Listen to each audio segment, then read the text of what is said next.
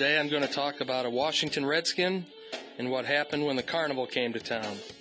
Those are the topics on You Defend It this week.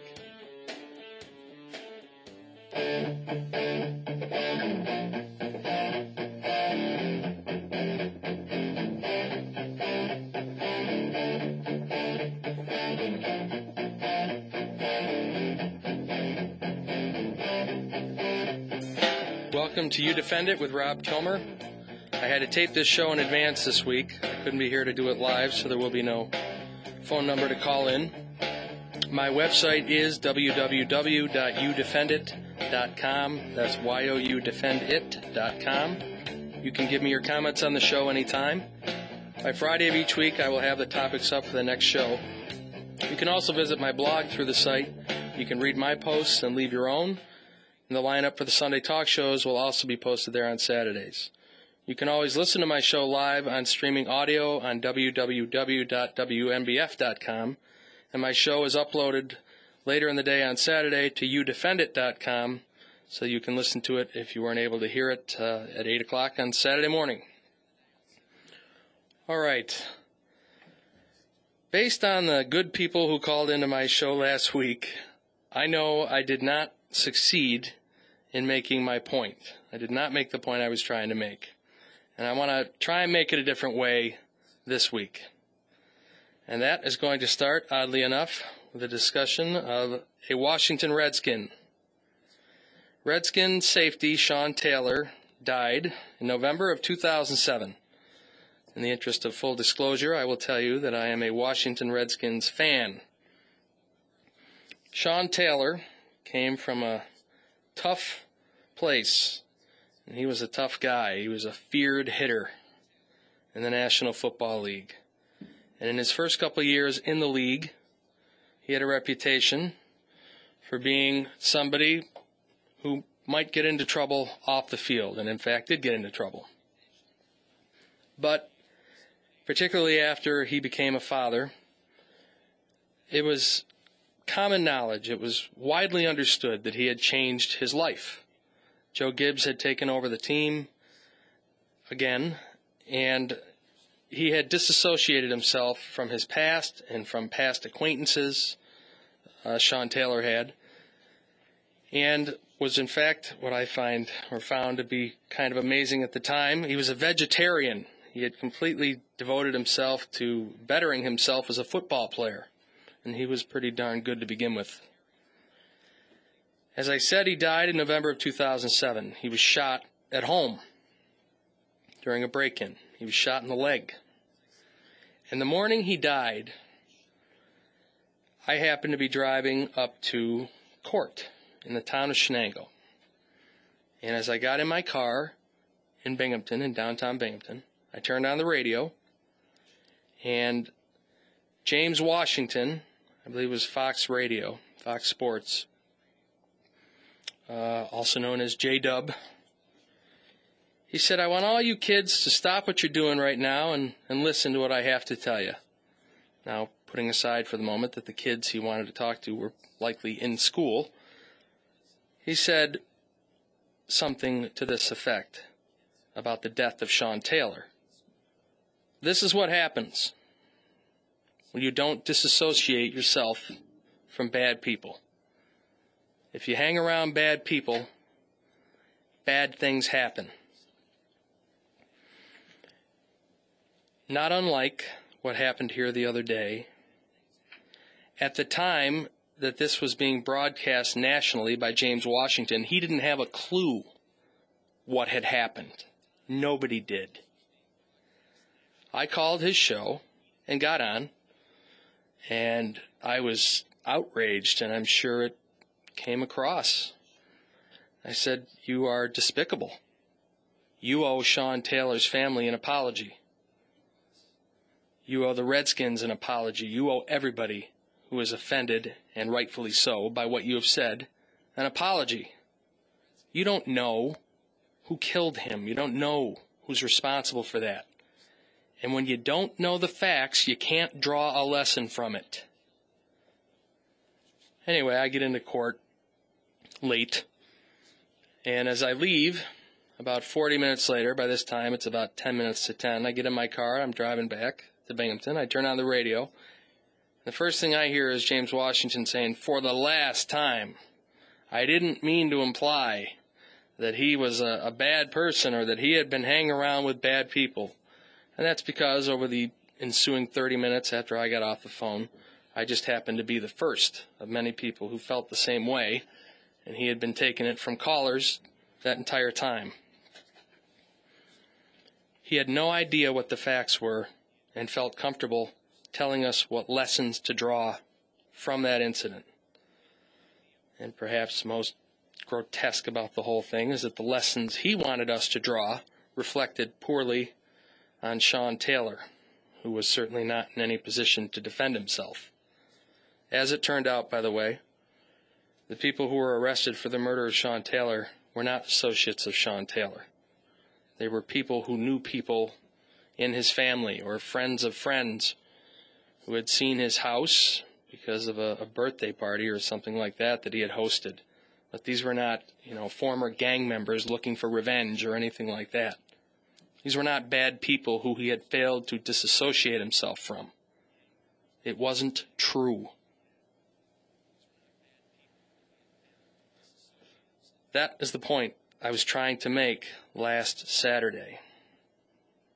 By Saturday morning, when my show went on, less than 24 hours after the shootings, there weren't enough facts known for anybody to draw any conclusions or to learn any lessons or for experts to say, "This proves what I've been saying all along," yet. That's exactly what we had. I told you about an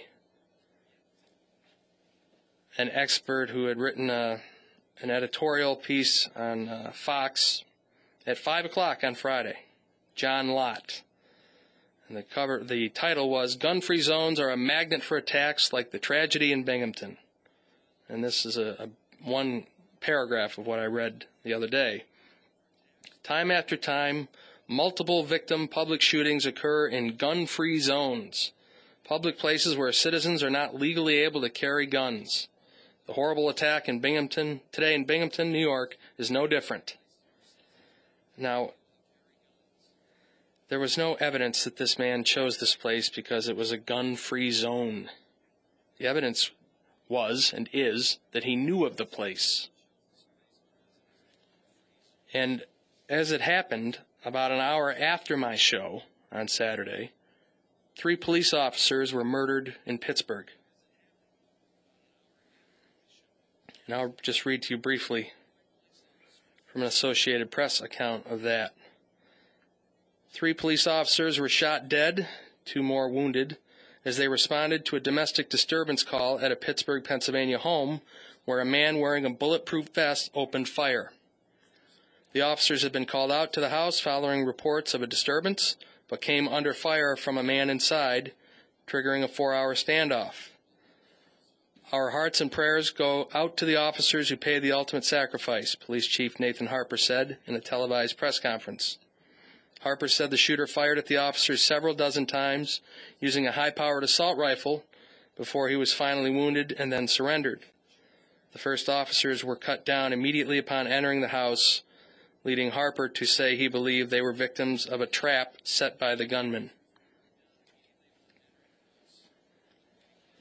What lesson can you learn from that? I don't know. Maybe people are going to kill people who they want to kill. But don't tell me that the guy in Pittsburgh thought he was in a gun-free zone when the police came to his door. He killed them because he wanted to kill them. He planned on how to do it, and he did it. He had the upper hand on them, even though they were armed and presumably wearing bulletproof vests themselves, because he knew what they didn't know, which was that he was going to kill them. That's about the only lesson you can draw from that.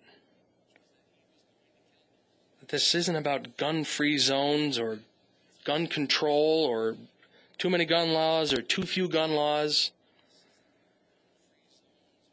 There was nothing illegal, as far as I know, about the weapons owned by the shooter last week.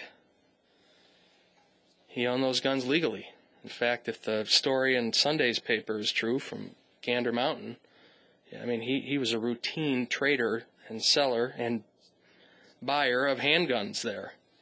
And the killer in Pittsburgh, he just knew what he wanted to do.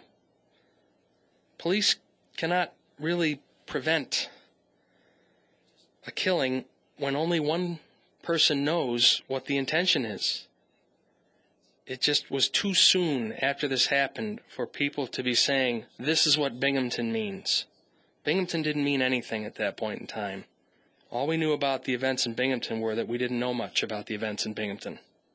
And as I said the other day, the voice of reason and every other good thing was Joe Zukuski. He said, you gotta wait. There's a long investigation underway. You gotta wait. And he's right. Here's what I think is true about last Friday. A man walked into the American Civic Association and committed mass murder. He also injured several people. That much is true. When we come back, we'll talk about what is not true. We're listening to Rob Kilmer right here on News Radio 1290 WNBF. Welcome back to You Defend It with Rob Kilmer. Again, this show was pre-taped, so there will be no phone number to call in this week. We left off talking about what happened at the American Civic Association last week and what is known and unknown. And my point is that there were no lessons to be learned as of last Friday because the facts weren't known. And I'm not making this point randomly. I'm making this point because people were out there on the major networks telling us what we should have learned by Friday afternoon, what this represents. Now, I told you just before the break what I thought was known, which was that a man walked into the American Civic Association and committed mass murder. He also injured several people. I believe that much is true. The following is not true. The shooter was recently laid off from IBM. The shooter used an assault rifle. The building where this happened is right next to Binghamton University. 2 suspects were taken from the building by police in plastic handcuffs.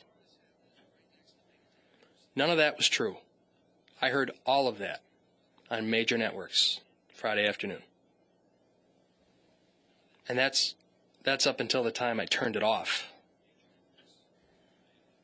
I saw reporters from one TV station taking people who were literally walking by, asking them what they had seen, and then, without any vetting or confirmation or corroboration of any kind, putting these people out there for all the world to hear, interviewing them on what they had just seen, literally for the world to hear. By this time, it was a more than a national story. It was everywhere. We have that fine journalistic ethic to thank for the misinformation regarding the 2 suspects who were taken into custody in plastic handcuffs. One of the first things that Chief Zukuski, I called him Joe Zukuski earlier, I'm in no position to call him that, Chief Zukuski, the first thing he did in his press conference was debunk this misinformation that got out there that they were suspects. They were not suspects. They were not taken into custody. They partially matched a description that had come from within the building. They were escorted away. They were cleared within seconds, I believe, by spraying their hands to determine if they'd fired guns. But they were not taken into custody or anything like that. They were quickly released. If they were kept at all, it was only to assist the police in finding out what was going on in there. And that brings me to the carnival aspect of this. Over 150 years ago, a French poet, Victor Hugo, said this: "Everything being a constant carnival, there is no carnival left." I was talking to a guy I work with yesterday. This particular person is not given to rash observations. He said that he drove across the Court Street Bridge on Sunday looking for all the satellite trucks that had been lined up there, and they weren't there anymore. Just like the carnival, he said. And I was thinking about that. Our network for getting and discussing information in this country is a carnival. From what happened here the other day to every other issue out there, current events, political issues, national issues, the stories are here and gone. All competing for your eyes, your ears, your wallets. There's no problem-solving booth at a carnival. That's not what they're there for. They're there to draw you in for a little while, and then they leave. And that's what we have now. We have stories designed to push the envelope, to make it a little more exciting than it actually is, to create issues where there are none. I have heard that there have been some questions raised, and whenever I hear that phrase, it drives me nuts because they never identify who's raised those questions. There have been some questions raised about how long it took the police to get there. Well, who raised them? You can't be the people who raised the questions and then say there have been questions raised, because if you do that, you are not reporting the news, you are making it. I've not seen a credible allegation anywhere in print or on television or on the radio that the police were delinquent in getting there, or that once they got there, they unreasonably delayed the time by which they went into that building. There were no shots fired after the police got there. It was over. They were also on the phone with somebody in there getting information. It's easy to criticize, but where's the mistake? It would be one thing if there were an identifiable mistake made with consequences that we knew about. Where is that? Where is the victim or the victim's family? Where is anybody saying, if they'd just gotten into that building sooner, my husband, my son, my daughter, my wife might be alive? There isn't any of that. In the absence of that, where's the story? The story is the question. There have been questions raised. And then you'll hear people say, I heard that the police weren't getting there in time, or I heard that there were complaints about why the police did not. It's self-perpetuating without ever having had any basis in fact. There's nothing there. And yet, questions have been raised. I don't know who raised them.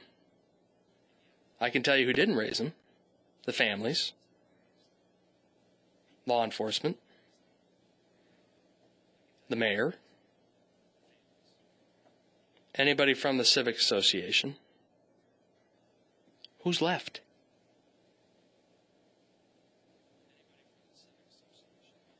Who's raising questions? Activists? I can't honestly even say I know of any activists who are raising questions.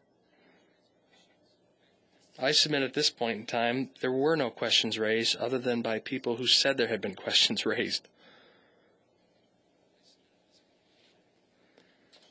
And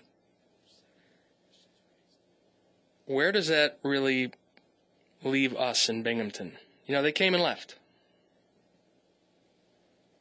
And what did they do while they were here? They put out as much information as they could. Some of it true, some of it not true, and they're gone. We're still here. We have to live with what happened. But it's the nature of news anymore, and of discussion of issues in this country, to sensationalize it and go. And why is that? It's because we put up with it. That's why. Democracy and capitalism, for that matter, they are not spectator sports. I am not a hater of this nebulous thing that people who want to scare you all the time call the media.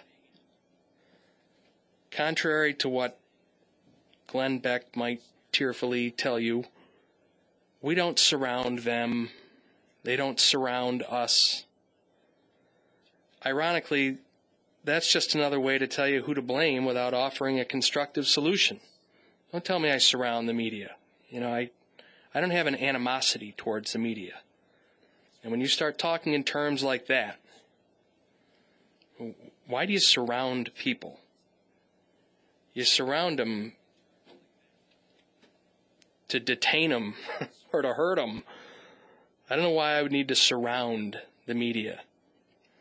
The media does what the media does for a simple reason. It's responding to what the market has demonstrated it will tolerate.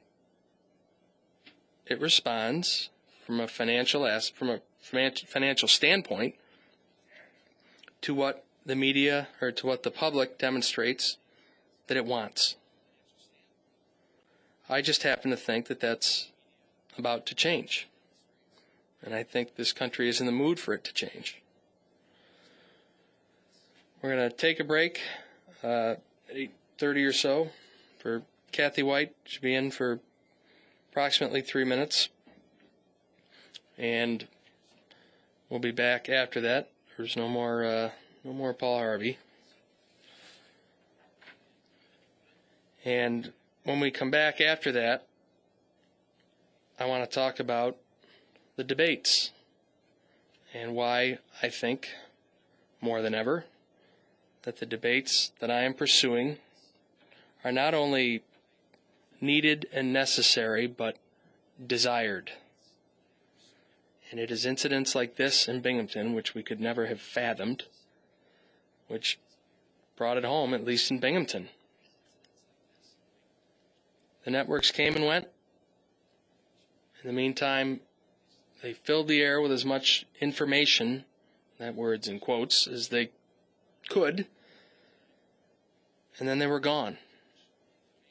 And then you have the people who actually know the facts have to spend part of their valuable time sorting it out, telling you what isn't true, just to get back down to the basics, to get back down to the understood and known facts, so that we can deal with what happened. There's no other way to deal with what happened last week other than with a complete understanding of the facts, the true facts, the real things that happened. How else are you going to prevent it? How else are you going to address it? Aren't you, by definition, going to go off in the wrong direction if you're following facts that aren't true? It's a waste of everybody's time. And when has time ever been more valuable than the time that belongs to the police right now as they sort through what happened? As I taped this show on Tuesday, there's information that a letter was received in Syracuse, I believe. Maybe from the shooter, maybe not. But the police have a lot of work to do to track down who may have been involved in this or not. This investigation is not over by any means. You'll find out a lot of things as time goes on. And they won't all square with what you heard Friday afternoon. We'll be back. You're listening to You Defend It with Rob Kilmer right here on News Radio 1290 WNBF Binghamton.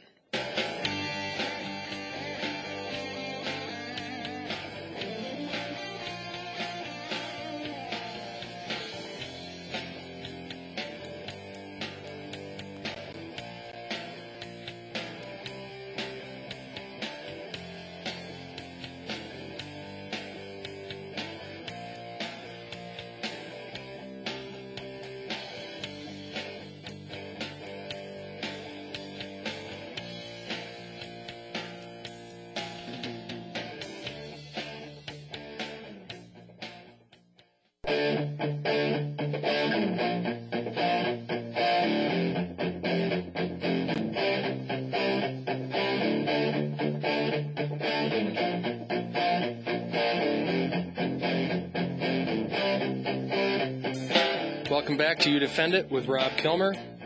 Again, this show was taped in advance, so there are no call-ins today. We left off talking about the media, and I had said that I would reference this recent segment on Glenn Beck's show where he had said that we surround them, they don't surround us.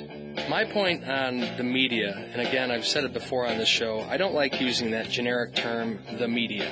I think it's too easy to scapegoat that way, because it's not monolithic. There are certainly differences between the different networks, and I've never seen the media as one big nebulous entity out there. It's too easy to do that. We don't surround them, we created them. And when I say that, I mean that we have tolerated and participated in a process that is beneath us and beneath the issues. The media today, to the extent that there's anything we can call the media, for purposes of what I'm talking about, we'll say the networks and their business model. It just responds to what the market has demonstrated it wants, what the market will bear. I do think that's about to change. There is a sense of urgency in this country, if not a sense of desperation, on any one of a number of issues, whether it's the economy or the wars or even things as local as what we had last week. And I had told you earlier about the French poet Victor Hugo, and that he had said, everything being a constant carnival, there is no carnival left. He also said something else. He said many things, but he said this: all the forces in the world are not so powerful as an idea whose time has come. The time for fact-driven debates has come. America wants it. I have yet to talk to anyone about the debates I'm proposing and have that person say back to me, no, I'd rather have them keep dodging the questions and criticizing the other party. I don't want to understand the issues. I just want to be instructed as to who to blame and who to hate. I've never heard that. Here's what I hear when I talk to people about my debates. It's about time. I can't stand it when I watch debates and the people who are supposed to be answering the questions don't.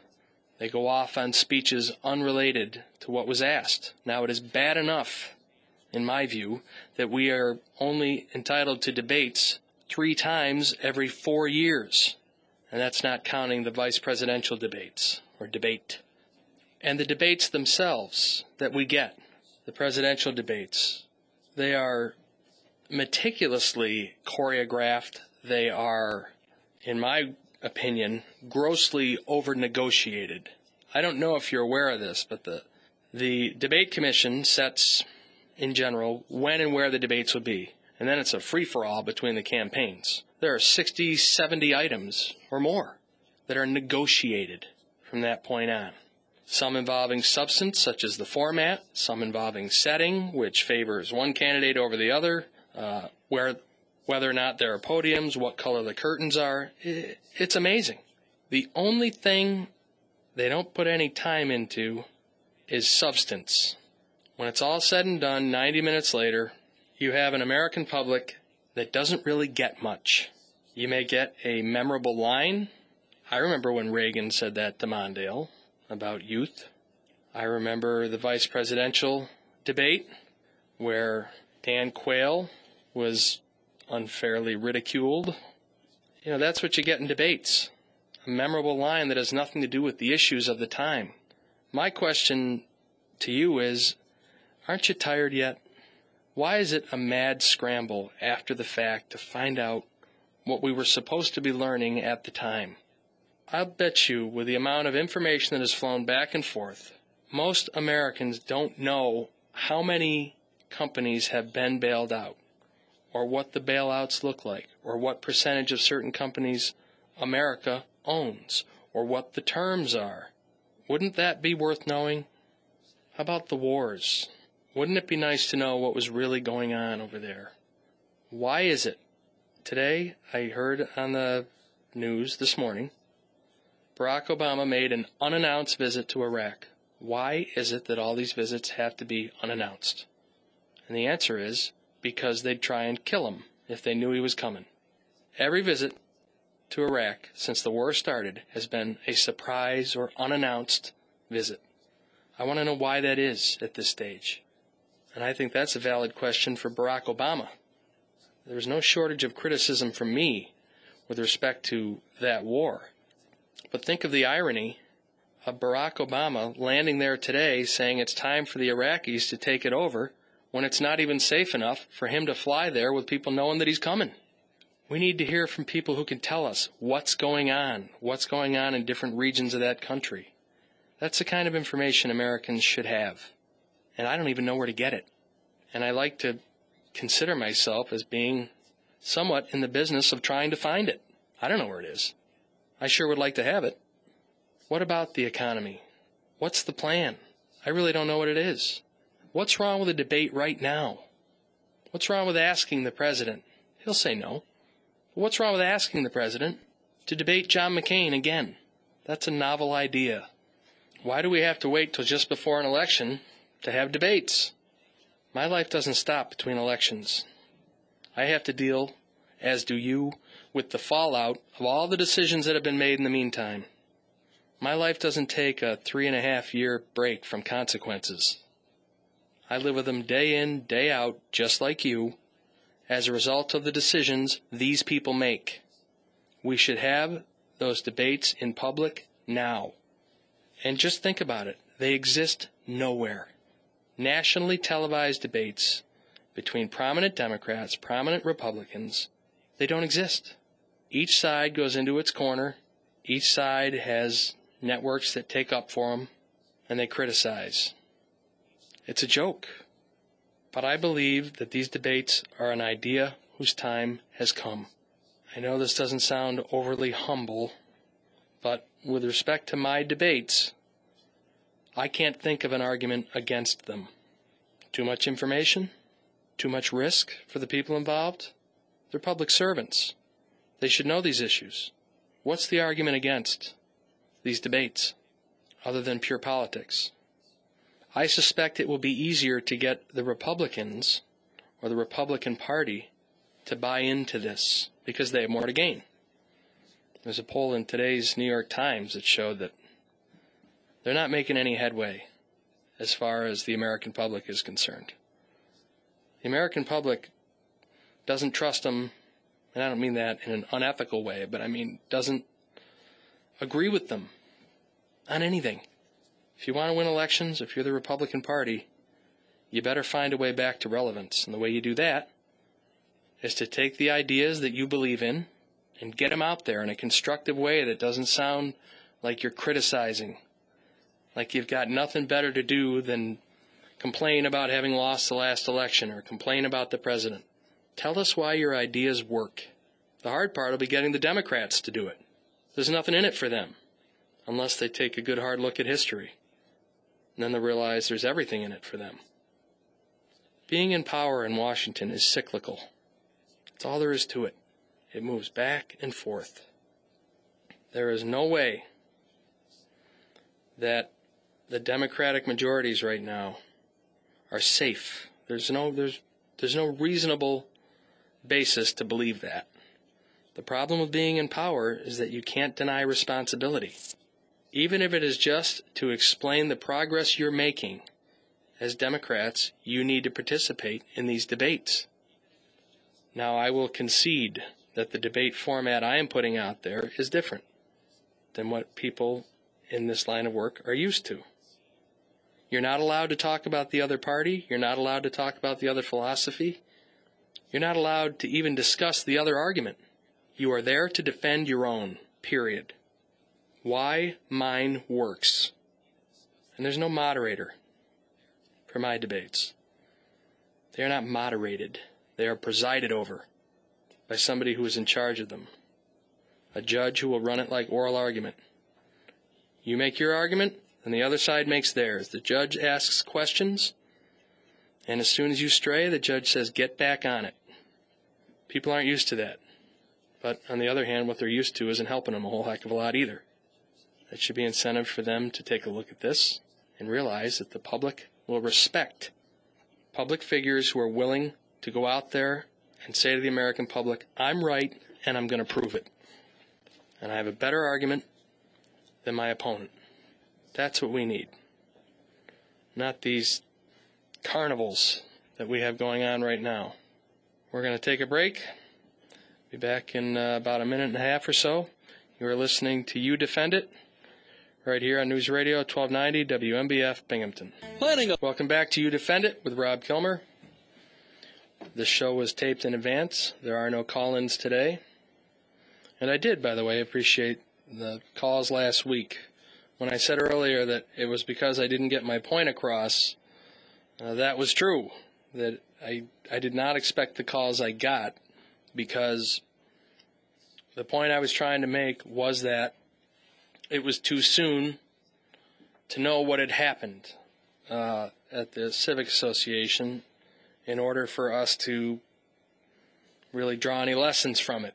And that was what I was so upset at the major media outlets over, was listening to them and their experts all afternoon tell us what Binghamton teaches us before our police chief and mayor had even spoken. However, having said that, there is no doubt that something like this raises questions about gun ownership and gun laws, and I'm sure that'll revive the debate for both sides. One side will say, in fact, I heard somebody say today, you don't cut down 13 people with a knife in that period of time. You can't kill them. You just can't do that sort of thing without an automatic weapon. The other side of that argument is that, well, if the people were armed inside there, he never would have killed 13 people. And wouldn't it be nice to have the facts on that? I mean, when you think about it, that is a theoretical argument on both sides. And we hear those identical arguments every time something like this happens. Why not have a debate between the NRA and I can't think off the top of my head who would be the appropriate opponent, not necessarily the ACLU. I don't know where they came down on that Second Amendment case. Theoretically, they could be in league with the NRA. But why not have that debate? Why not have Wayne LaPierre from the National Rifle Association and somebody from Congress or some other prominent group that opposes semi-automatic weapons? Let's have them get up there and not hear about the Second Amendment, because that's not going to be the issue. There's no question that governments are going to be able to limit certain things.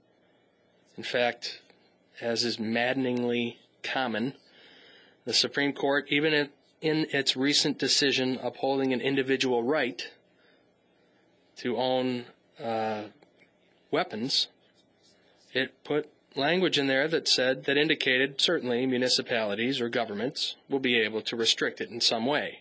That's just inviting more litigation. But you're not going to be able to own a tank. You're not going to be able to own a fully automatic machine gun and walk down the street with it. That's not going to happen. I'm not saying it should or it shouldn't. I just don't believe it will.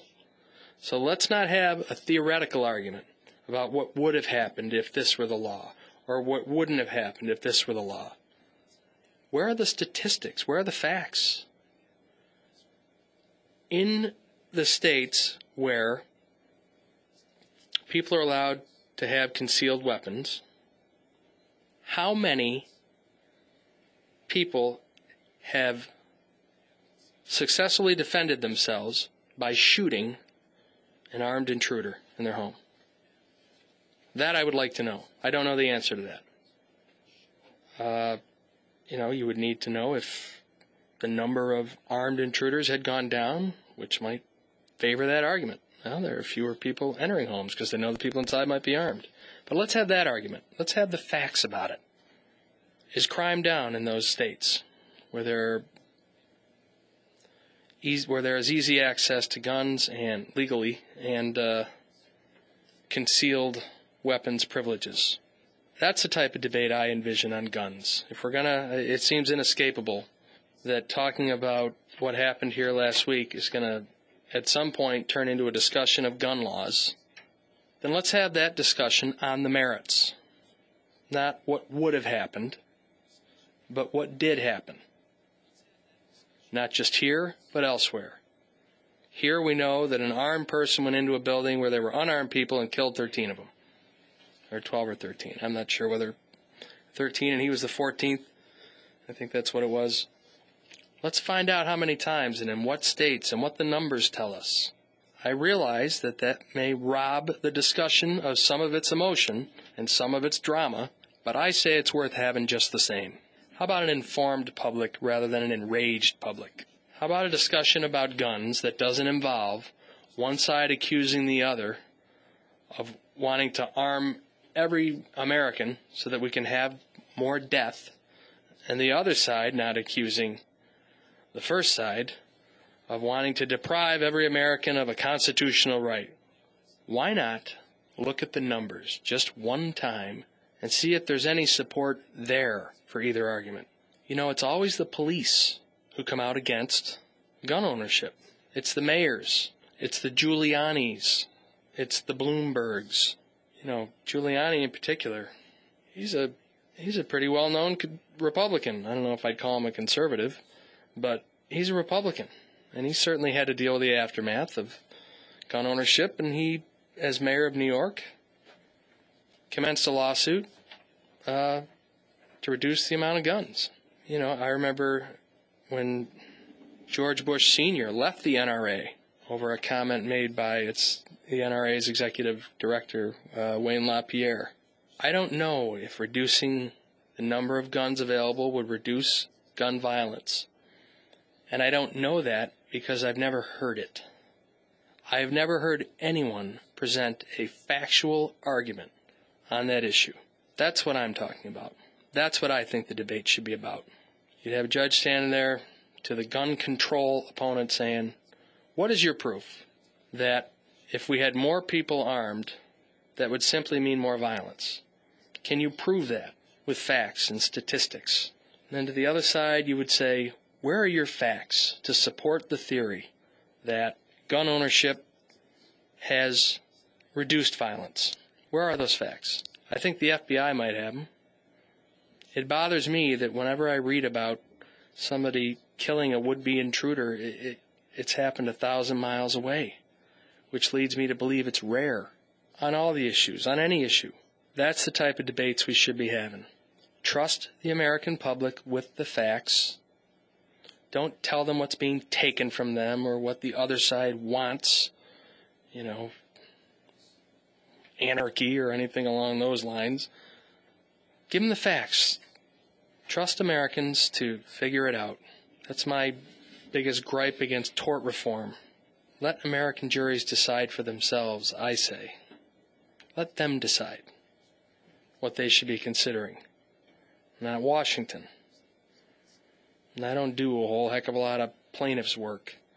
I just don't like the notion of Washington telling average Americans, basically saying you can't be trusted to sit on a jury and issue a reasonable decision. Let's let the facts get out. In fact, let's create debates where nothing but the facts get out and see where that goes for a change, because I've never seen it before. Trust Americans with the truth. Give them the facts, let them decide. That's the premise behind my debates. You show up with facts or go home. If you want to pander and incite, you'll be a fine debater on somebody else's show.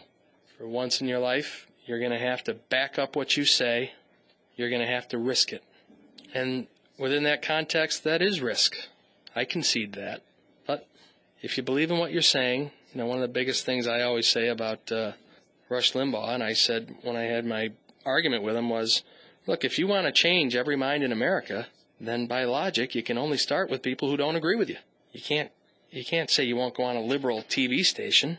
If what you're saying is true, if it's not all a big act, then you would insist on nothing but liberal stations, because that's where you're going to find the people whose minds you want to change. Okay. I will have the topics up for next week by the 17th.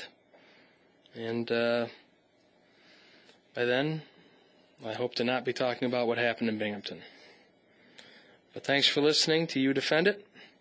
Please visit my website, www.youdefendit.com. Give me your comments on the show. Give me suggestions, see the topics for the next show, read the blog, leave a blog, and we'll see you next week. This is Rob Kilmer.